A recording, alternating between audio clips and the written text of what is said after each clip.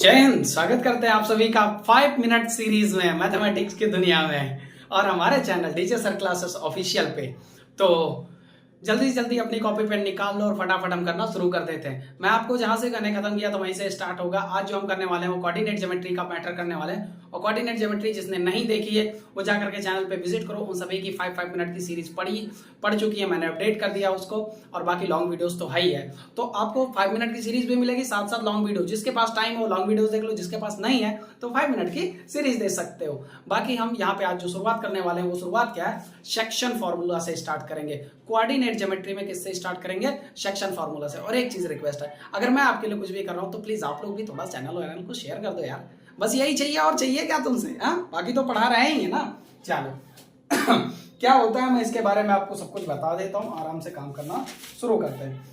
मैंने आपको क्या क्या पढ़ा दिया था इस चीज के बारे में समझो, मैं थोड़ा सा आइडिया दे दे रहा हूं। क्या क्या मैंने आपको बता दिया था? मैंने आपको बता दिया था डिस्टेंस फॉर्मूला, मैंने आपको बता दिया था डिस्टेंस फॉर्मूला, मैंने आपको बता दिया था कोलीनियर निकालना। क्या निकालना? कोलीनियर निकालना। और फिर मैंने आपको क्या कहते हैं वो प्रूव दैट ट्राइंगल करा दिया था, या क्या कहते हैं प्रूव दैट रोम्बस करा दिया था। ये सारी चीजें मैंने आपको करा दी थी, बहुत अच्छे से मैंने ये सारी चीजें करा दी थी। अब हम इसके आगे बढ़ेंगे और इसके आगे काम करेंगे, ठीक है? हाँ चलिए, अब इसमें इसके आगे अब हम अगर बढ़े तो आज जो हम करने वाले हैं वो करने वाले हैं सेक्शन फॉर्मूला।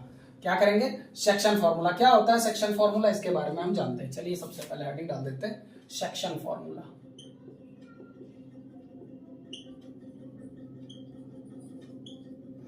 सेक्शन फॉर्मूला होता क्या है? तो बेसिकली मैं आपको बता दूं, एक लाइन जैसे ये पहले इस तरह की लाइन पहले भी हमने कर चुके हैं। ये पॉइंट ए हो गया, ये पॉइंट बी हो गया। अब इस लाइन को हम कहते थे find the distance between two point, तो आप ए भी लिखते थे, फॉर्मूला लगाते थे क्या, x2 माइनस x1 का whole square plus y2 minus y1 का होल स्क्वायर, आपका आंसर आ जाता था। लेकिन यहां पर अब ये क्या हो जाएगा, क्या कहते हैं, यहां से अगर मान लो हम इस पॉइंट से अगर काट दें, ऐसे हमने कहा इस पॉइंट से अगर हमने काट दिया तो ये P पॉइंट मान लो, तो A से लेकर के P और P से लेकर B, तो हमने कहा ये जो यहां से यहां तक की डिस्टेंस है ये M है और यहां से यहां तक की जो डिस्टेंस है ये N है। तो तुम क्या कहोगे सर कितना बनेगा? तो हमने कहा AP कितना होगा, तो हम लिख दिया क्या, AP अपॉन में PB। AP अपॉन में PB अगर किया तो ये किसके बराबर होगा, तो AP बराबर होगा किसके, M के, और PB बराबर होगा किसके, N के। AP बराबर होगा M के, PB बराबर होगा N के। तो ये दोनों चीजें होंगी, या ऐसा रेशियो कर सकते हैं कि AP का रेशियो और PB का रेशियो बराबर होगा किसके, M रेशियो N के, ये बराबर होगा इसके। तो ये चीज है मामला आपको, और इसको क्या कहते हैं, इंटरनली डिवीजन कहते हैं। क्या कहते हैं? Internally division. अभी इसका फॉर्मूला मैं लिखता हूं। बेसिकली क्या है कि मैं आपको बता दूं, आपको ये पता करना रहेगा कि जिस पॉइंट से, मान लो ये जो पॉइंट है ना, ये पॉइंट आपको ये mn की वैल्यू दी रहेगी। मान लो ये 2 हुआ तो ये 3 हुआ, देखने में तो ये लग रहा है कि अगर टोटल 5 हो तो ये 2 होगा और ये 3 होगा, क्योंकि इससे ये थोड़ा ज्यादा बड़ा है इसलिए। तो ये कितना होगा, 2 होगा, और ये कितना होगा, 3 होगा। अब ये इंटरनली डिवीजन, क्योंकि ये जो P पॉइंट है क्या है, अंदर है, तो इंटरनली, तो इसका जो फॉर्मूला होता है उसका मैं लिख दे रहा हूँ। ये इस तरह इंटरनली करा दे रहा हूं, उधर एक्सटर्नली करा देंगे। तो इसका जो फॉर्मूला होगा वो क्या होगा, mx2 प्लस nx1 अपॉन में m प्लस n, ये तुम्हारा आ जाएगा इसके लिए। और दूसरा मतलब ये मतलब इसी में आगे और भी ऐसे, ये तो x का टर्म आ गया, दूसरा y का टर्म क्या है, my2 प्लस ny1 अपॉन में m प्लस n। तो ये दो फॉर्मूले तुम्हारे बन गए। ये फॉर्मूला है इंटरनली का, ध्यान रखना। ये प्लस लगा होगा तो इंटरनली है, अगर प्लस लगा होगा तो इंटरनली है। अब सर एक्सटर्नली क्या होता है? ये इंटरनली है, ध्यान रखना, इंटरनली है, ये है इंटरनली। अब एक्सटर्नली क्या होता है, तो यहां पे देख लो आप, एक्सटर्नली कैसे पता चलेगा? तो फिर से यही पॉइंट होंगे क्या, A और B।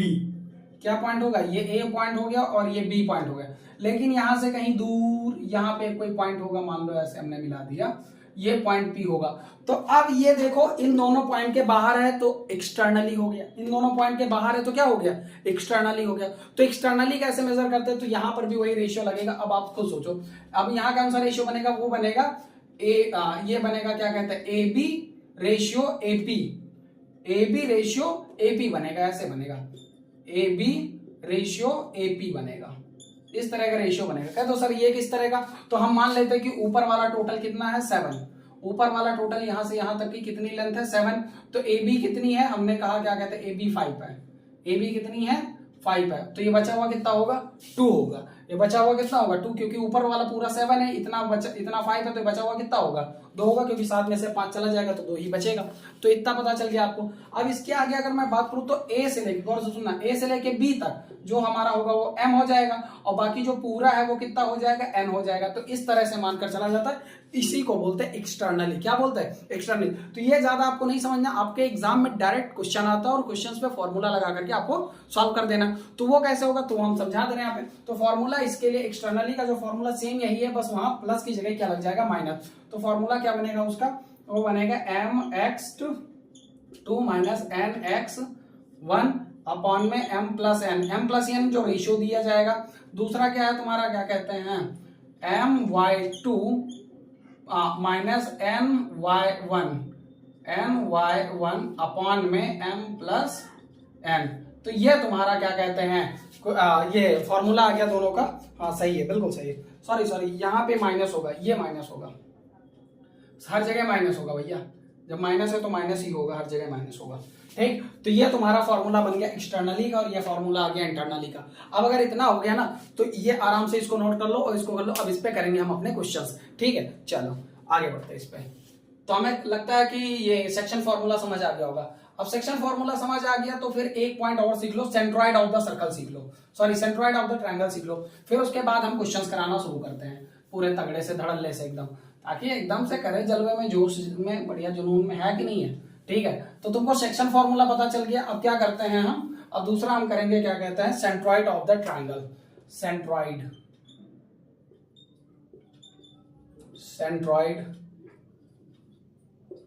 Of the triangle, centroid of the triangle. तो सेंट्रॉइड ऑफ द ट्रायंगल का मतलब क्या होता है वो बताते हैं तुमको। ये है ट्रायंगल। अब ये अगर ट्रायंगल है तो आपको मैं बता दूं, ये पॉइंट ए होगा तो ये बी होगा और ये सी होगा।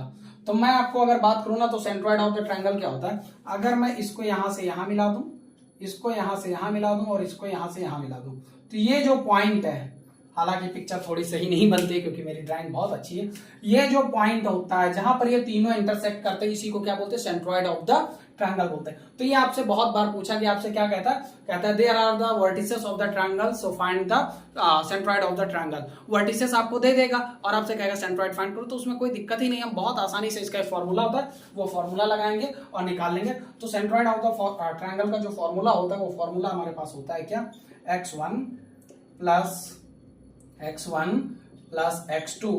प्लस x3 अपॉन में 3। एक ये हो गया और दूसरा मतलब दोनों एक ही का पार्ट है क्योंकि दो पॉइंट निकलेंगे, एक x, y का पॉइंट निकलेगा तो इससे आ जाएगा x वाला पॉइंट और इधर वाले से आ जाएगा y का पॉइंट, क्योंकि हर एक पॉइंट पे अगर मैं बात करूं c पे, तो c पे जो पॉइंट होगा 4, 5, तो ये x का हो गया, 5 का हो गया, तो इस पॉइंट पर भी तो कोई ना कोई पॉइंट आएगा, तो उसके भी तो दो कोऑर्डिनेट होंगे। तो उसी तरह से तो दूसरा वाला कौन सा है, वो है y1 plus y2 plus y3 upon में 3। तो ये आपका क्या कहते हैं मामला आ जाएगा, ये आपका हो गया सेंट्रॉइड ऑफ द ट्रायंगल का फॉर्मूला हो गया। अब ये सेंट्रॉइड ऑफ द ट्रायंगल, बस एक चीज बची है और वो बचा एरिया ऑफ ट्रायंगल। बस चैप्टर खत्म है, उसके बाद कुछ बचा ही नहीं है, फिर चैप्टर खत्म है। तो फटाफट इसको नोट कर लो, आगे बढ़ चलते हैं, आगे बढ़ चलते हैं भाई, आ जाओ। अब बारी बची एरिया ऑफ ट्रायंगल की। एरिया ऑफ ट्रायंगल कैसे होता है, उसका कैसे निकाला जाता है वो भी करा दूं, ताकि आपका कोई भी मसला छूटे ना, सब कुछ हो जाए पूरी तरह से अच्छे से, जिसका जितना होगा सब कुछ। अब बात करते हैं एरिया ऑफ ट्रायंगल की।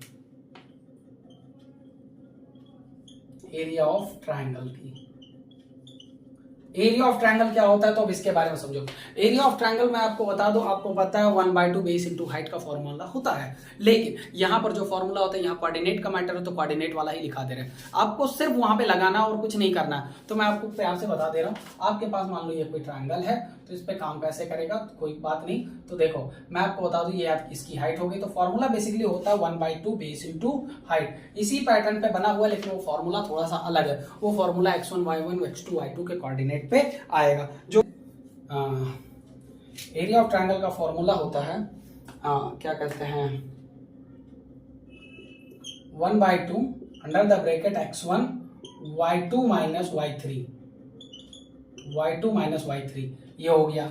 फिर प्लस यहाँ x1 है तो यहाँ कितना आ जाएगा x2, और अब ब्रैकेट के अंदर क्या आ जाएगा y3 माइनस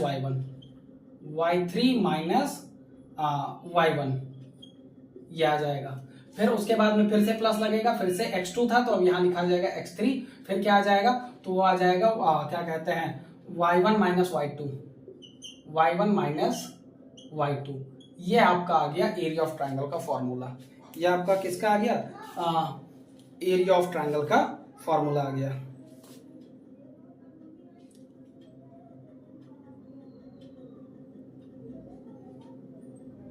बिल्कुल सही। तो ये आपका किसका फॉर्मूला है एरिया ऑफ ट्रायंगल का फॉर्मूला आ गया। आराम से इसको नोट कर लो, यही तरह से चलेगा। कैसे दिया जाता है मैं आपको बता दूं।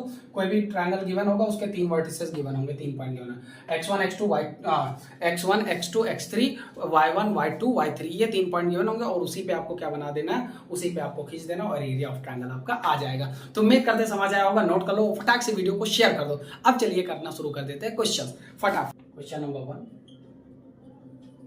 Find the coordinate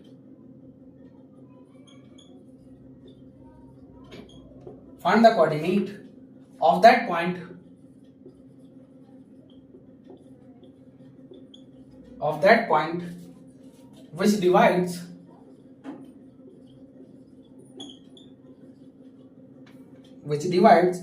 the line segment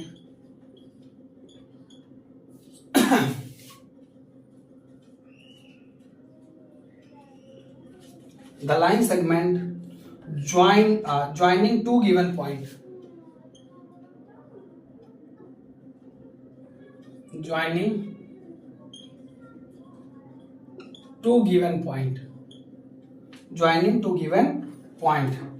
और पॉइंट है 3,5 एंड 8,10 इंटरनली। क्वेश्चन में आपको बता दिया जाता है ये कैसा है मामला।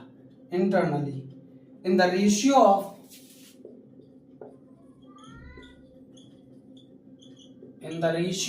2:3। तो ये आपका क्वेश्चन है, और ये आपका क्वेश्चन है, और इस क्वेश्चन को हमें लाइन सेगमेंट वो क्या कहते हैं सेक्शन फॉर्मूले की मदद से करना। तो फटाक से सेक्शन फॉर्मूला लगा दो। हम क्या लगा देंगे यहाँ पे, सबसे पहले जो गिवन है वो लिख लो, तो देखो हम आपको बता दें जो गिवन होता है वो मैं आपके सामने रखा रहता है। ये पहला पॉइंट है x1 y1, तो x1 y1 कितना हो जाएगा तुम्हारा, x1 y1 हो जाएगा तुम्हारा क्या कहते हैं 3,5, एक ये मिल गया। दूसरा तुम्हारा x2 y2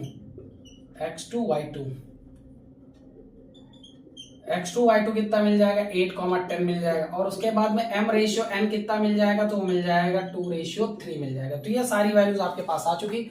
अब फॉर्मूला लगा दो। फॉर्मूला हमारे पास क्या था, तो हमारे पास फॉर्मूला था इंटरनली है तो प्लस वाला लगाना है। तो फॉर्मूला था हमारा क्या कहता है x, y, अगर मैं लिखूं तो फॉर्मूला था mx2 प्लस nx1 अपॉन में m प्लस n, यही ना। और दूसरा क्या फॉर्मूला था my2 प्लस ny1 अपॉन में m प्लस n। क्या यही फॉर्मूला था, एक बार चेक कर लो। तो हाँ फॉर्मूला तो यही था, बिल्कुल सही है, और ये भी बिल्कुल सही है। ठीक है, तो चलिए रख देते हैं वैल्यूज अपनी और देखते हैं क्या क्या निकलता है हमारे पास। तो आप खुद देखिए m की वैल्यू कितनी है, तो m की वैल्यू 2 है, तो यहाँ m की जगह पे हमने 2 रख दिया। x2 की वैल्यू 8 है तो हमने 8 रख दिया। फिर पल्स लगा दिया। फिर n की वैल्यू कितनी है 3 है, तो हमने यहाँ 3 लिख दिया मल्टीप्लाई में। x1 की वैल्यू यहाँ देखो लिखी है 3, तो हमने लिख दिया 3 अपॉन में m प्लस n, तो m प्लस n है 2 प्लस 3, तो ये हो जाएगा 5। फिर नीचे इधर ये ब्रैकेट बंद कर दो। अब ये वाले का मैटर क्या है, m की वैल्यू कितनी है 2, m की वैल्यू 2 आ गई आपकी। तो भैया m की वैल्यू 2 आ गई, तो y की वैल्यू कितनी हो जाएगी, y2 की वैल्यू है 10, और ये प्लस n की वैल्यू कितनी आ गई तुम्हारी 3 मल्टीप्लाई बाय y1 की वैल्यू कितनी आ जाएगी तुम्हारी 5, तो ये 5 लिख दी हमने। नीचे कितना m प्लस n फिर से 2 प्लस 3 यानी 5। तो ये मामला तुम्हारा बन गया। अब सारी वैल्यूज रख दी, बस फटाक से सॉल्व करना आपको आंसर। देखो 8 2 जा 16 प्लस 3 3 जा 9/5 10 2 जा 20 प्लस में 5 3 जा 15/5 कितना बन जाएगा ये? तो 16 9 25 25/5 एक ब्रैकेट में, और दूसरे ब्रैकेट में 20 प्लस 15 यानी 35/5, तो ये काट देगा, ये 5 टाइम और ये 7 टाइम, तो आंसर आ जाएगा 5,7 जो कि आपका आंसर है। क्या ये है? हाँ बिल्कुल 5,7 आपको आंसर आ जाएगा। तो उम्मीद करते हैं आपको समझ आया होगा, और ये इंटरनली एक्सटर्नली का मैटर कुछ खास होता नहीं है, बस आपको फॉर्मूला याद होना चाहिए, आपका सब कुछ बन जाएगा। क्लियर? तो चलिए अब एक क्वेश्चन आराम से एक्सटर्नली का भी कर देते हैं, और आपकी दिल को सुकून भी पहुंच जाएगा। समझ गए कि नहीं समझ गए? तो चलिए करना शुरू कर देते हैं।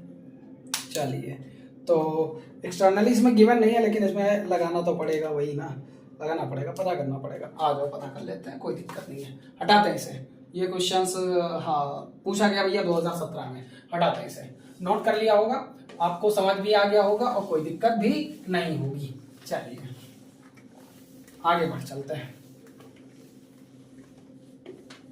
अगला क्वेश्चन हमारे पास जो है वो क्या है, लिखा है find the coordinate of the point, find the coordinate of the point, देखा find the coordinate of the point.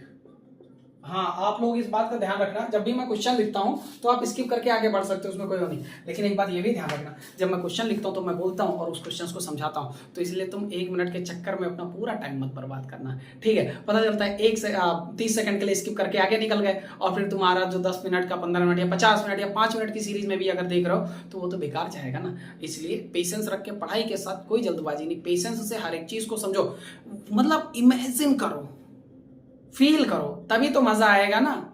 एक चीज समझे, मोहब्बत करनी है तो फिर पढ़ाई से करो ना, दिल लगा के करो, यकीन मानो जिंदगी कभी बर्बाद ही नहीं होगी, आबादी के सिवाय और कुछ नहीं मिलेगा। आबादी वो चीज नहीं, मतलब जनसंख्या आबाद कर देगी, मतलब तुम अगर उसको, सही बता रहे, अगर थोड़ा सा चाहोगे वो तुम्हें बहुत ज्यादा चाहेगी, लेकिन स्टार्ट में बड़े नखरे हैं भैया। जब स्टार्ट में तुम नया नया दिल लगाओगे ना पढ़ाई से, तब बहुत तकलीफ होगी, लेकिन उसके बाद तो फिर जलवे ही जलवे हैं, और क्या। फाइंड द, तुम्हें कभी गिरने नहीं देगी, बस इतना समझ लो। Find the coordinate of the point, find the coordinate of the point, find the coordinate of the point are on the line, are on the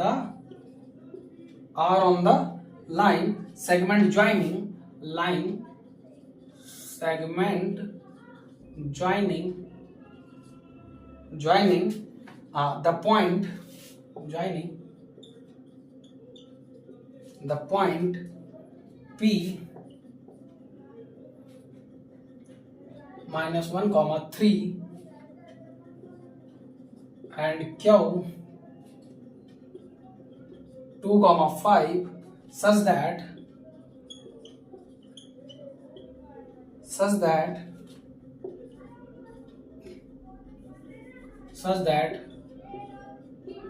PR is equals to 3/5 PQ। तो ये भैया मामला आपका गिवन है question. अब इसमें ये भी सेक्शन फॉर्मूला, लेकिन इसमें ना इंटरनली बोला ना एक्सटर्नली, तो दिमाग लगाना पड़ेगा बेटा। 2017 का क्वेश्चन आपको समझ आ जाएगा। समझो पहले क्वेश्चन लिखा है, find the coordinate of the point on or on the line segment joining the point P and Q। तो ठीक है, हम एक पॉइंट P एंड Q बना लेते हैं, हमें कुछ पता नहीं है कि इंटरनली है कि एक्सटर्नली। ये P हो गया, ये Q हो गया। अब R या तो यहां हो सकता है या R यहां हो सकता है, यहां हुआ तो इंटरनली, यहां हुआ तो एक्सटर्नली, लेकिन हमें पता नहीं। लेकिन एक कंडीशन हमें जरूर पता है, वो कंडीशन हमें पता है कि जो PR है वो कितना है। तो PR देखो, कंडीशन पे ध्यान रखना, PR जो है वो 3/5/PQ है। तो आप खुद सोचो, ये 5 इधर क्या है, इधर देखो डिवाइड में ना, इधर आके क्या हो जाएगा, मल्टीप्लाई, तो हो जाएगा 5PR इक्वल टू 3PQ। ये तुम्हारा मामला बन जाएगा। क्या बन जाएगा? 3PQ का मामला बन जाएगा। अब मैं आपसे अगर कहूं कि क्या कहते हैं PR और ये क्या कहते हैं PQ की वैल्यू कितनी होगी, तो मैं आपको सीधी बात बता रहा हूं, आराम से एक दूसरे के नीचे रख दो, आपको सीधी वैल्यू पता चल जाएगी। तो देखो, जो जिसके सामने लिखा है, देखो PR के सामने क्या लिखा है 3 और QR के सामने क्या लिखा है 5, तो ये वैल्यू आ गई।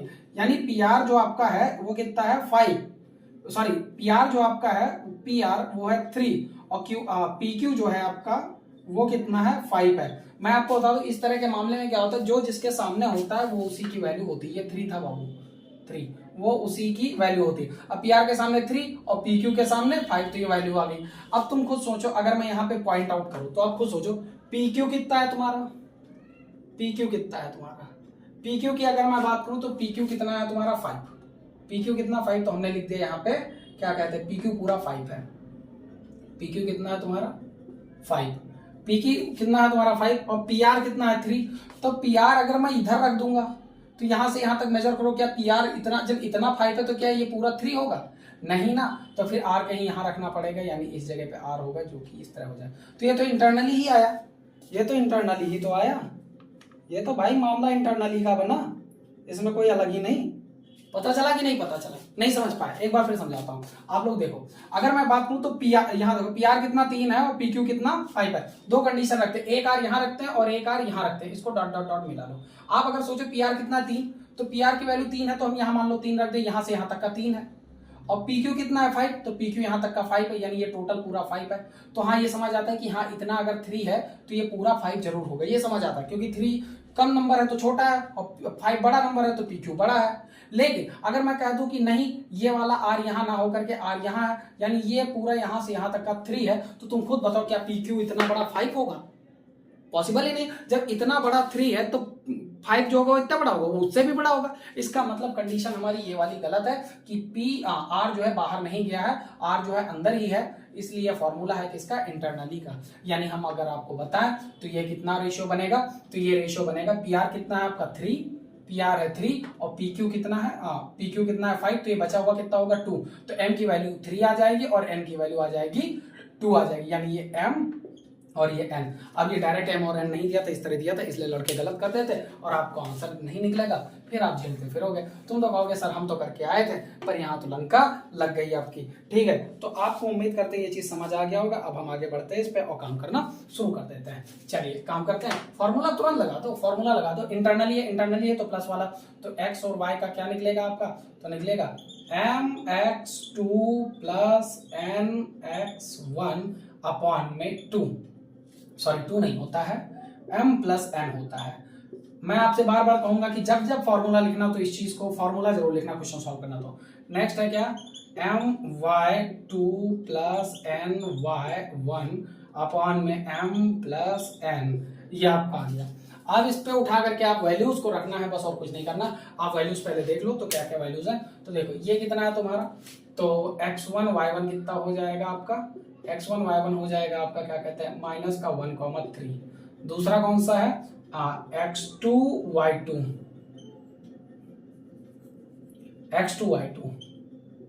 x2 y2 की वैल्यू कितनी हो जाएगी, तो हो जाएगी 2,5। तो बस रख दो। और mn की वैल्यू ये देखो यहाँ लिखी ही है, mn की वैल्यू ये लिखी है, तो बस रखो।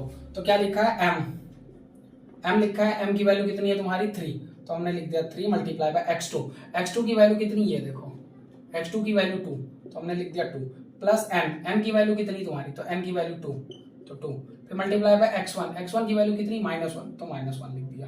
क्लियर है। अब आगे यहाँ पे कितना हो जाएगा m प्लस n 3 प्लस 2 5 हो जाएगा, ब्रैकेट 1। अगले ब्रैकेट में क्या होगा my2, m की वैल्यू कितनी है तुम्हारी 3 और y2 की वैल्यू कितनी है तुम्हारी, तो y2 की वैल्यू है 5 प्लस। अब क्या है n की वैल्यू कितनी है तुम्हारी, तो 2 और y1 की वैल्यू कितनी है तुम्हारी, तो y1 की वैल्यू है 3, तो यहाँ पे लिख दो 3 अपॉन में m प्लस n कितना हो जाएगा 3 प्लस 2 यानी 5 हो जाएगा, समझे। अब यहाँ पे ये 3 2 जा 6 प्लस और ये क्या कहते हैं 2 1 जा 2 माइनस का 2, तो ये माइनस का 2 आ जाएगा और नीचे कितना हो जाएगा 5। फिर एक ये बन गया और दूसरा क्या बन जाएगा तुम्हारा 5 3 जा 15 प्लस 2 3 जा 6 अपॉन में 5। अब यहाँ 6 में से 2 जाए कितना बचेगा 4, तो ये आ जाएगा 4 अपॉन 5 एक ब्रैकेट में, और दूसरे में क्या हो जाएगा 15 6 21, तो ये आ जाएगा 21 अपॉन में 5। तो ये तुम्हारा क्या कहते हैं यही निकलेगा। क्या ये सही है? तो हाँ बिल्कुल यही आंसर आ गया और ये सही है। आपको समझ आ गया होगा, ध्यान रखना 2017 का क्वेश्चन है, थोड़ा अच्छे लेवल का है, ठीक है, नोट कर लीजिए। अगला क्वेश्चन करते हैं तगड़े से। तो भैया हो गया है ये तो क्वेश्चन, डस्टर कहाँ गया है मेरा, नोट करो, समझ गए। चलो हटा दें हम तुमको नहीं, मतलब इस क्वेश्चन को ठीक है। और हाँ ध्यान लगा के पढ़ो एकदम तगड़े से, लेवल वाली, समझ गए। हाँ अब हम कर लेते हैं जो बाकी बचा हुआ क्वेश्चन था, वो था हमारा एक था सेंट्रॉइड वाला, तो एक सेंट्रॉइड वाला भी कर लेते हैं, आपके एग्जाम में पूछा जाता है। तो हमारे पास क्वेश्चन है, ये लिखा हुआ find the centroid of the triangle, लिखिएगा find the centroid of the triangle, find the centroid of the triangle, find the centroid of the triangle whose vertices are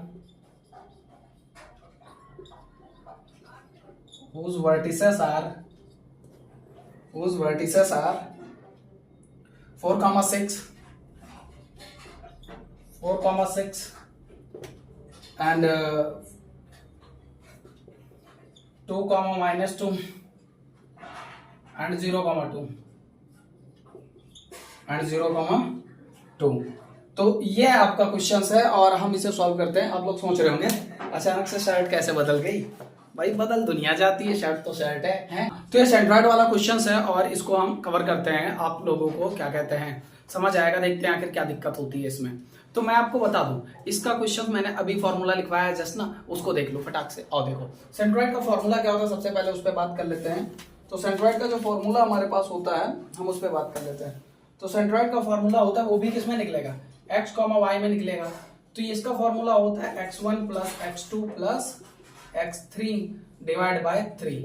दूसरा क्या होगा, y1 plus y2 plus y3 divide by 3। ये फॉर्मूले होंगे दोनों x, y के centroid का formula था। सेंट्रॉइड होता क्या है, तो ये भी मैंने बताया था कि एक ट्रायंगल होगा इस तरह का, ये प्यारा सा ट्रायंगल है। मेरा ड्राइंग बहुत अच्छी नहीं है, मेरी जैसी ही है।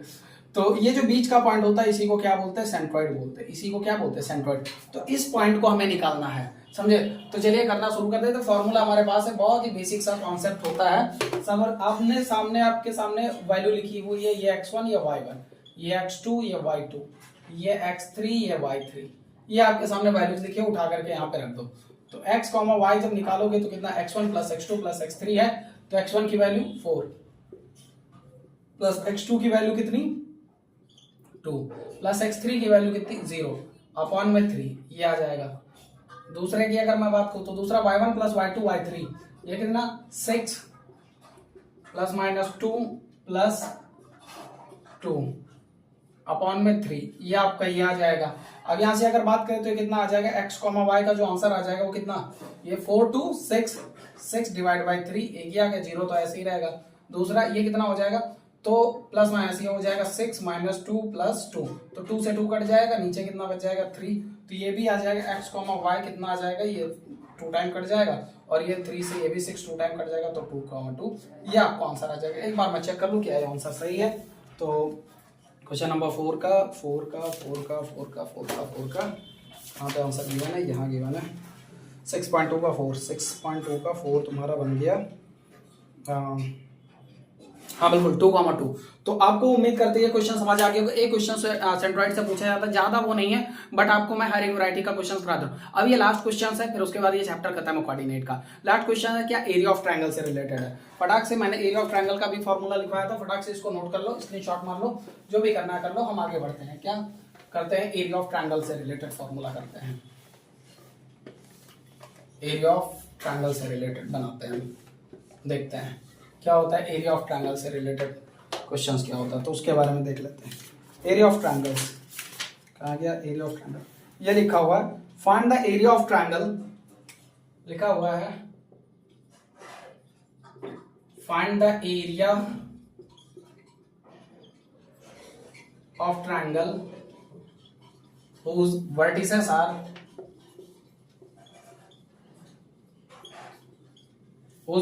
are कितना 2,3, पहला है 2,3, दूसरा -1,0, तीसरा 2,4 -4 है। ये आपके पास क्या कहते हैं, 3 वर्टिसेस आ गई। और वर्टिसेस का मतलब साइड्स होता है यार, और कुछ नहीं होता। अब इससे क्या निकालना है हमें, एरिया ऑफ ट्रायंगल। तो सबसे इंपॉर्टेंट क्या है, एरिया ऑफ ट्रायंगल का फॉर्मूला पता होना चाहिए आपको, है कि नहीं है। और एरिया ऑफ ट्रायंगल का फॉर्मूला अभी याद करो, अभी लिखवाया था, हाँ वही। तो फिर से लिख देते हैं एक बार, क्या एरिया ऑफ ट्रायंगल का फॉर्मूला क्या लिखेंगे, एरिया ऑफ ट्रायंगल का फॉर्मूला क्या होता है। तो एरिया ऑफ ट्रायंगल का फॉर्मूला अगर मैं लिखूं तो आपके सामने मैं लिख देता हूं एरिया ऑफ ट्रायंगल का फॉर्मूला क्या होता है। चलिए देखिएगा,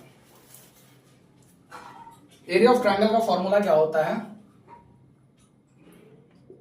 1/2 x1 y2 माइनस y3, यह x1 है तो दूसरा प्लस का x2 लिखोगे और क्या लिखोगे, y3 minus y1।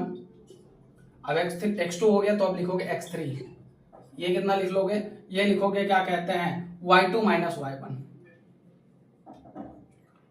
Sorry y1 minus y2 कर दोगे, क्या कर दोगे y1 माइनस y2 कर दोगे।